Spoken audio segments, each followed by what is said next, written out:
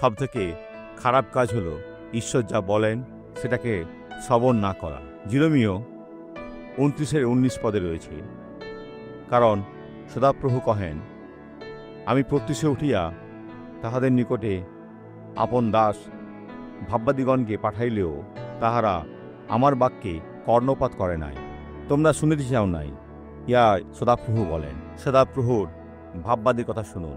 কীভাবে জানবো যে তিনি একজন ভাববাদী? তারা এসে বলে না, ঈশ্বর এটা তোমাকে বলেছে।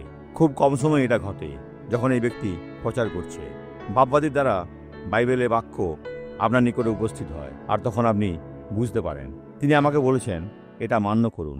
এখন প্রার্থনা করি। পিতা, অনুরোধ করছি, আর যারা কঠিন পরিস্থিতিতে আছে তাদের জন্য প্রার্থনা করছি, তাদের সত্য জানতে সাহায্য করো, যেন তারা মুক্ত হয়।